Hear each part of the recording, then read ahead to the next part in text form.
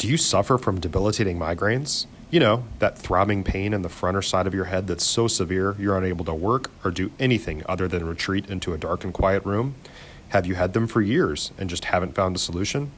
Call Dr. Elizabeth Ebersol and put an end to your debilitating migraines forever, or go to her website at www.handmadehealth.com. That's www.handmadehealth.com.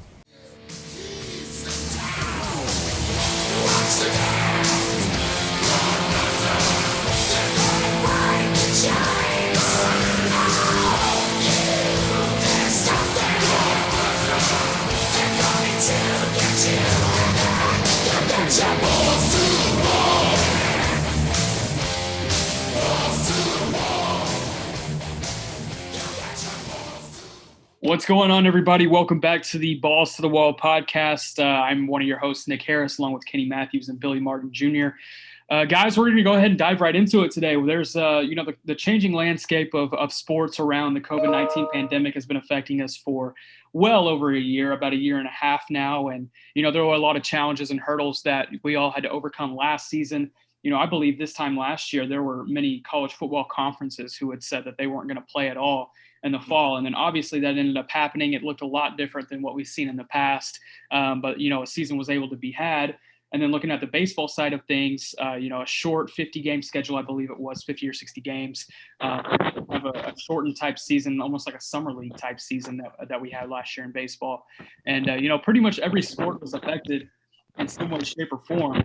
And, this year, we were kind of hoping to, see that kind of overcome those issues. And, with the pandemic kind of slowing down in the spring, as more people got vaccinated, it looked like, we were finally over the hump. However, the Delta variant has really started to pop up in recent weeks. It's becoming more prevalent. ICU beds are filling back up, which is obviously going to have an effect on sports and people catching in the sports world of things. So in turn, a lot of college football leagues, NFL leagues, ML baseball teams, sports, commissioners from all over the country are, questioning whether to put in vaccine mandates for these players, and that becomes a political issue at a certain point. So I kind of want to get each of your guys' thoughts on this and, just kind of how this kind of plays a role into what we could see in the sports world over the course of the next year. And, what is your opinion on a vaccine mandate with a sports team? Kenny, you want to go on this? Because okay, yeah, sure. It's for me, it was a very easy decision for me. I was going to get vaccinated as soon as possible, when it was available for me. To me, the risk reward was not, was kind of way out of whack for me. I just figured it was more risky not to be vaccinated and to come down with this and risk, being in a hospital bed, taking up somebody that actually does need the hospital bed. Was there risk in taking a vaccination on something that we didn't know if it was completely healthy? Sure, there's a political angle to it, absolutely. But for me, it was very easy just to go in and get those two shots in March. But it's really going to change things here now for us, because I think that this time last year, the ICU beds weren't ran over as much as they are right now. I mean, we basically have very little ICU beds available as we speak right now. So if we do start getting large crowds and start having football teams starting to go after each other, I mean, there's no way that that's not going to spread come, starting this weekend. There's just no way it's not going to, because we just don't have enough people vaccinated. And, we're still even having cases now where people that are vaccinated are still walking around with it and passing it on. So, I mean, I know it's not a cure-all. I wish we all were vaccinated, but, I think the NFL is really caught in a bad spot here, because I think that they really want to put, mandates, saying everybody's got to do it, even though there is a choice. But I mean, you start missing some checks and you start getting some fines on some teams, because you're missing games because your unvaccinated players are coming down with that. It's going to be a huge division in the locker room. It's going to be a huge division between your general manager, and your coach, and then saying, hey, if you got 75% of the people, vaccinated, you need 85%. It's huge, and it is an inconvenience because you have to have the unvaccinated people have to walk around in masks. They have to be in different rooms. They have to do a lot of that stuff on Zoom. They can't room with people that are vaccinated. I mean, it's on the road. It's a large inconvenience, for the people that are not doing it. And it puts your team at risk if you're going to lose a paycheck. And I just think that to me is the hugest thing out of all. Yes, the guys that got those big signing bonuses, yeah, they can miss some checks. But that guy that's, that undrafted rookie, he can't afford to be missing any checks. That guy that's on the practice squad, he can't afford to miss any checks because you can't do it. So I think that to me, the locker room will probably police that. But man, I'd hate to be the guy that's unvaccinated and you lose a paycheck and then have to go around and see your teammates the very next day when you come back. That's not going to be fun. Not at all. No, it's all over in amateur sports. One of my college clients who I'm advising, they're not only getting tested up to twice a week.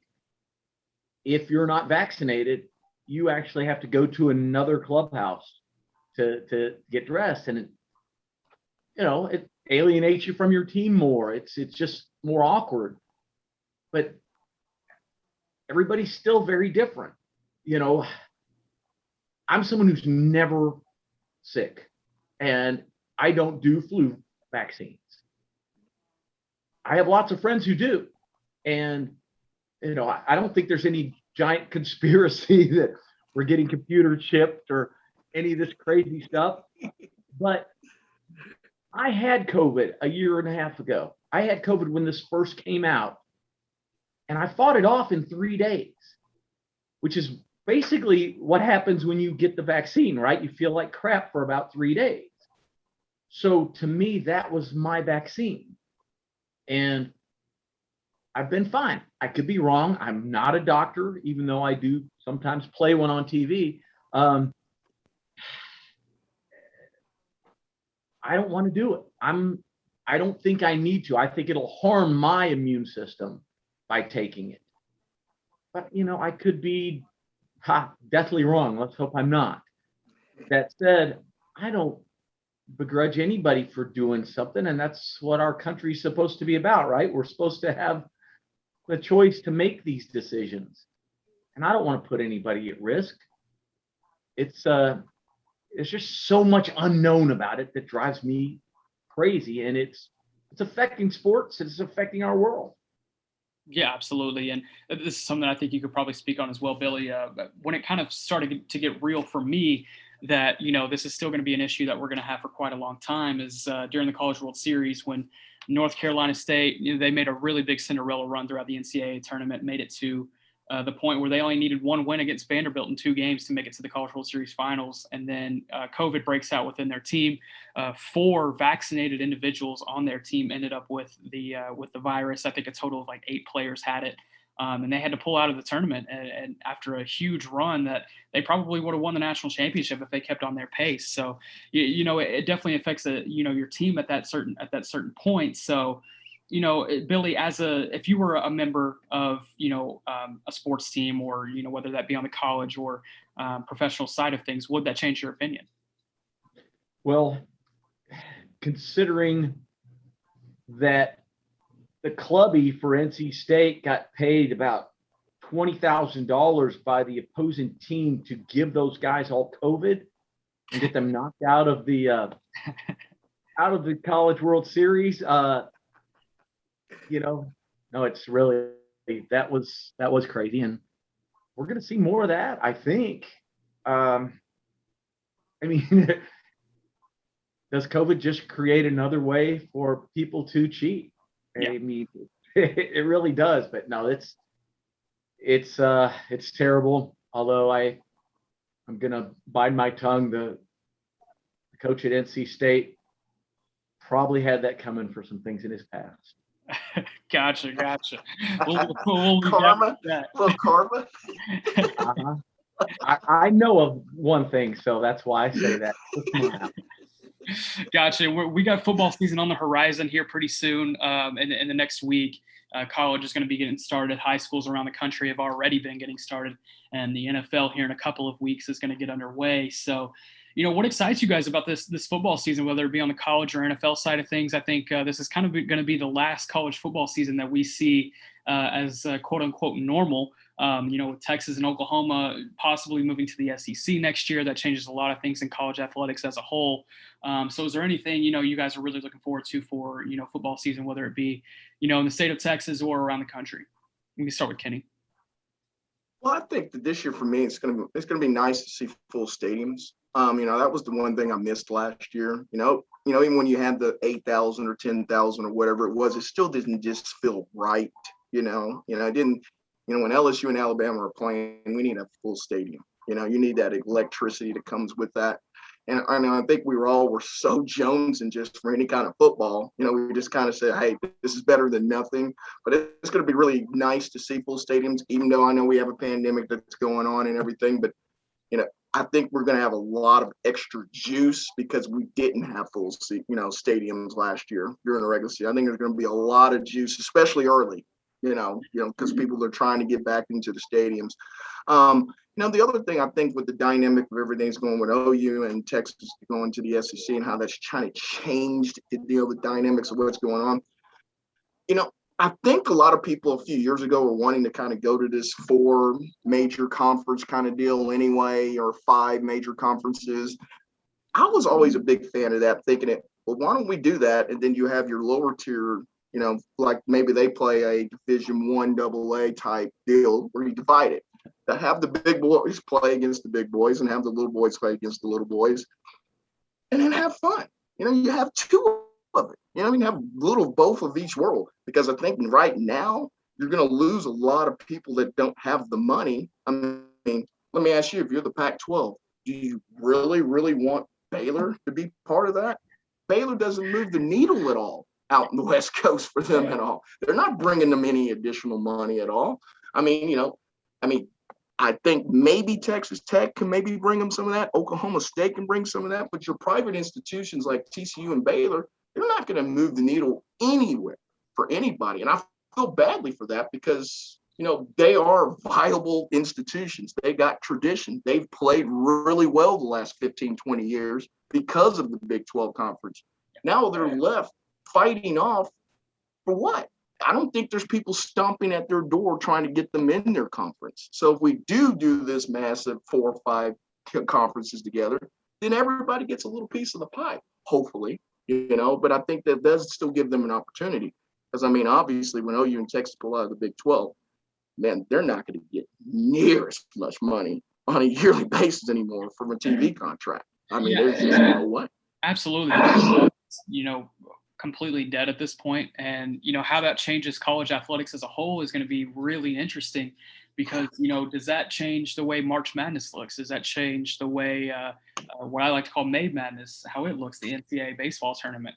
Because, there's going to have ripple effects in all sports and in all ways. So if you have a team like, Baylor, Oklahoma State, or Texas Tech playing in the Pac-12, that's going to change a lot of things. And, I think you said something about, kind of splitting the way we see FBS right now. And I think that's kind of where we're trending is, most of these, big time money programs like, the SEC programs, the Notre Dames of the world, the Big Ten programs, moving into, their own kind of super league and leaving, the quote unquote group of 5 schools out and their own type of league. I think that's something we're kind of moving towards in the next 5 to 10 years, especially with the Texas and Oklahoma move towards the SEC.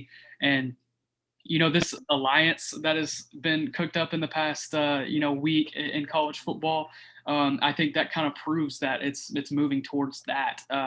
It's saying that, these 3 conferences are going to operate with each other, for the next 5 to 10 years in the best interest of each other.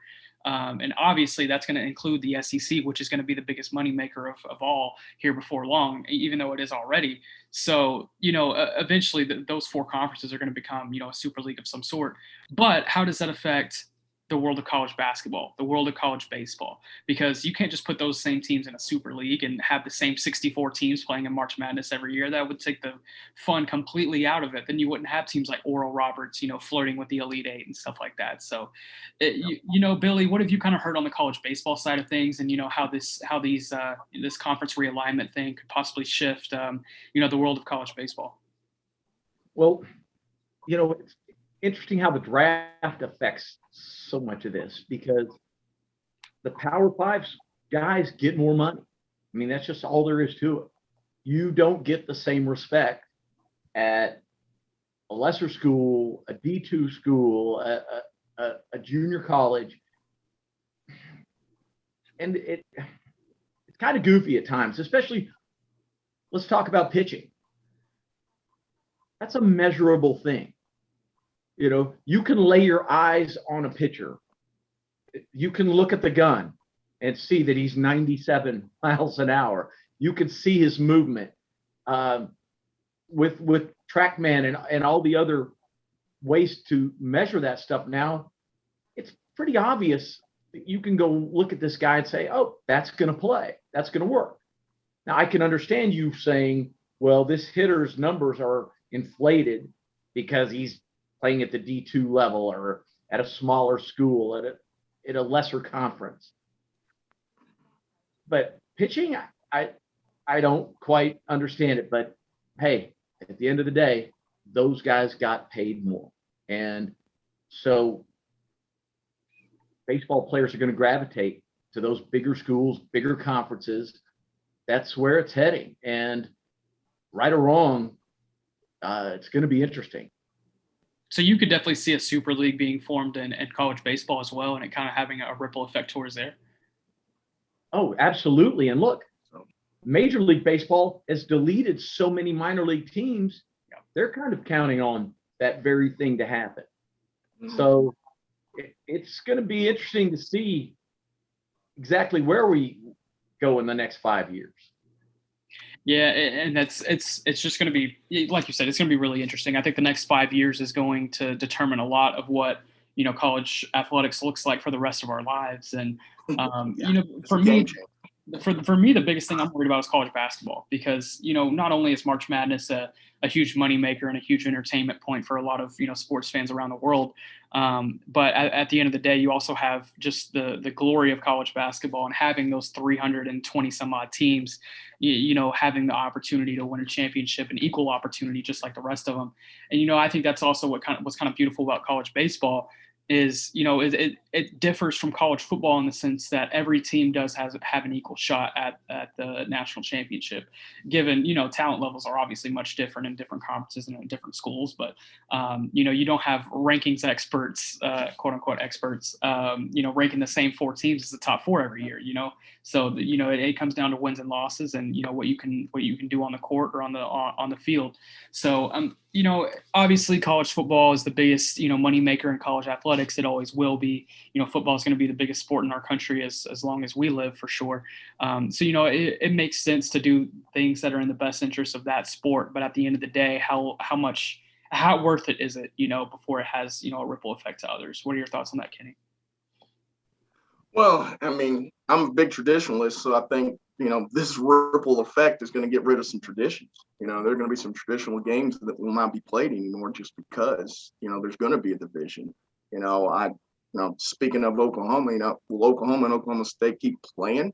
I mean, Oklahoma's going to go to the SEC and they're going to say, all right, well, if you play 9, SEC games or 10 SEC games, do we really want to take on another power, in our other last two? We may want to have a couple dogs just because we're going to need to heal up, for the rest of the season. So I think it's going to change. I think you made a very good point when you said 5 years. It's changing the landscape of how it goes on forever. I mean, here is like a historically black college. They win their conference. They may get the trip to go to LSU in that first regional or University of Texas, and that's a big thing. Are you going to eliminate that from them now? Or, now they're going to be with the East Carolinas and all that. That's not near as jazzy as it was to go to LSU and play in that regional, at that point in time for them. So do you lose incentive for those people to go to that school and play baseball at that school because of it? I think it's a tough call. I mean, money talks. We all know that. And I mean, you can't get around that. And now with streaming and everything else, the streaming rights that come in through there to the global and everything, that's a different dynamic that we weren't dealing with 10 years ago. And you just can't pass up the money. I mean, we talked about that a couple of weeks ago. The money's there. You have to grab the money. And unfortunately, there's going to be a lot of people that are not going to get any part of that money. And man, they're going to get a lot of things slashed because of it. And that's not fair. And I don't have an answer. I can only hope that maybe there's a TV contract that will still say, hey, you know what? I still want to see TCU play West Virginia. I still want to see Texas Tech play, Rice, whatever may be the case.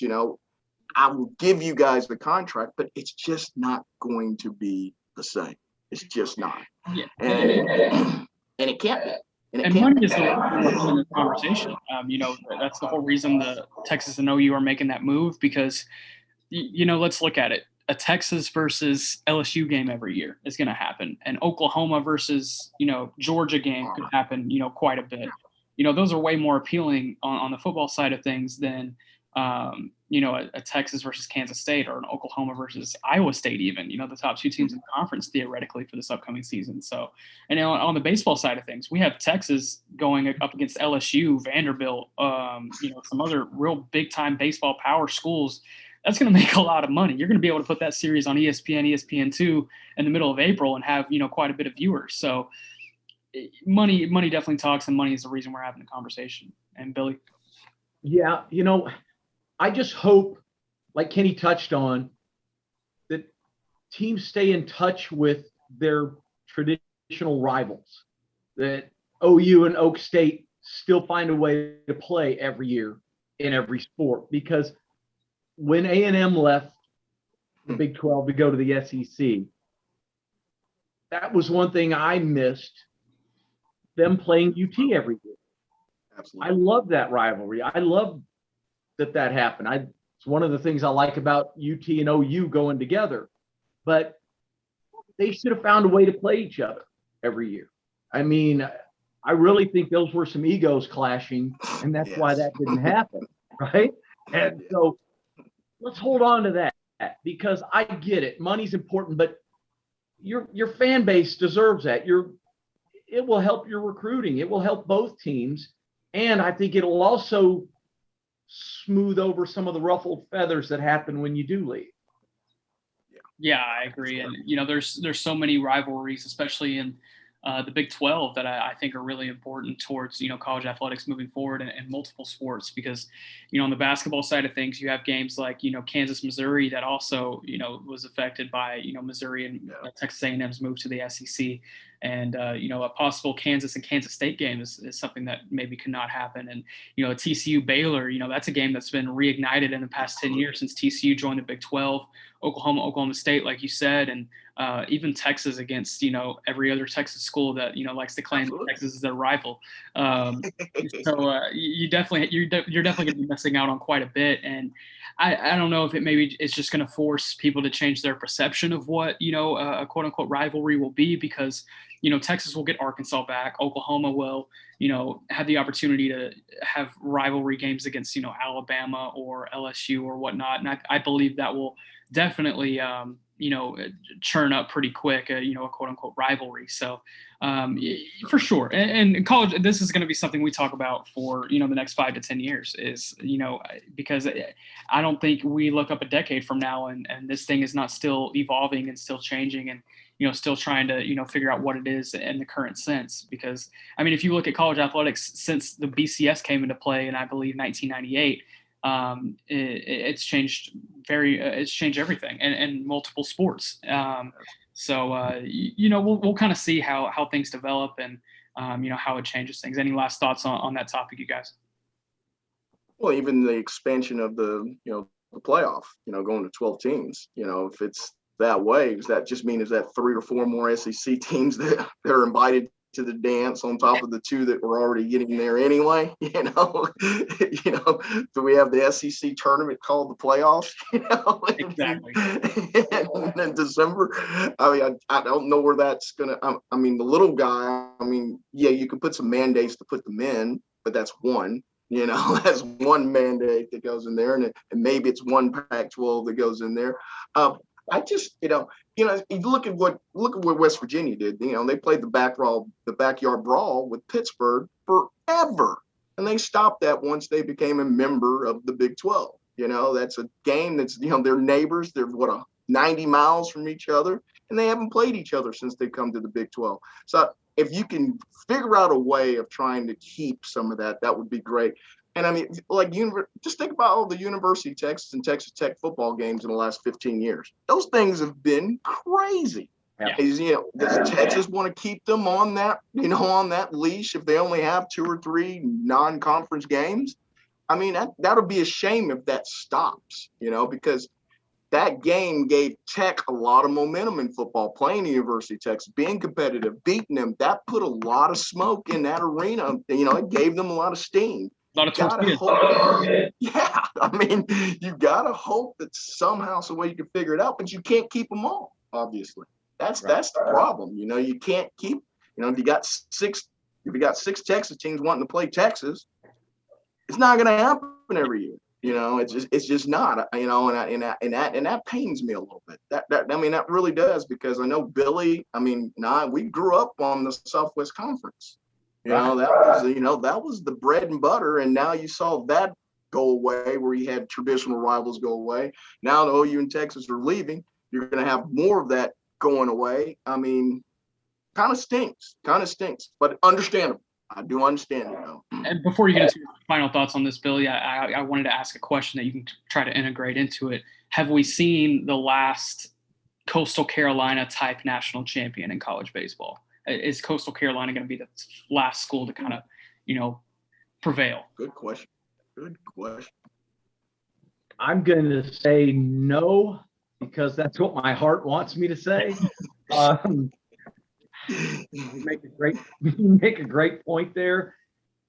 Although there is this, beauty to baseball that whoever it is on the mound can have that one day. Beat anybody. David can beat Goliath in baseball if the right guy is on the mound on the right day. And it's an inside joke in the game, but people want to talk about scouting and everything is what it is. But that's not necessarily true in baseball, especially in scouting. You are what you are the day the scout sees you. And Rudyard Kipling, the old author, made a statement: our best day is a lie, and so is our worst day. The truth lies somewhere in the middle. And that's baseball. The day you pitch a no-hitter, well, that's not who you are every time. Just like the day you get your butt kicked and you don't make it out of the first inning. The truth is the 12 outings between those two. And so to answer your question, I don't think so. I think we'll still get some of those Cinderella stories, but they're going to be fewer and farther between. Gotcha. Yeah. And that's, again, that's just going to be something we kind of see over the course of the next 5 to 10 years and how it changes things and in all sports, and not just basketball and baseball. There's still, quite a bit of people who, profit off free education in multiple other sports, whether it be soccer, track and field, and those kinds of things. But, that's going to be all the time we have for today here on the Balls to the Wall podcast. We definitely wanted to touch on, the COVID impact and how that's starting to shape some things here in the fall. And, this constantly evolving landscape of college athletics, especially with the college season on the horizon, or the college football season on the horizon. So we'll get out of here and, let you guys enjoy the rest of your day. For Billy Martin and Kenny Matthews, I'm Nick Harris, and we hope to see you next time.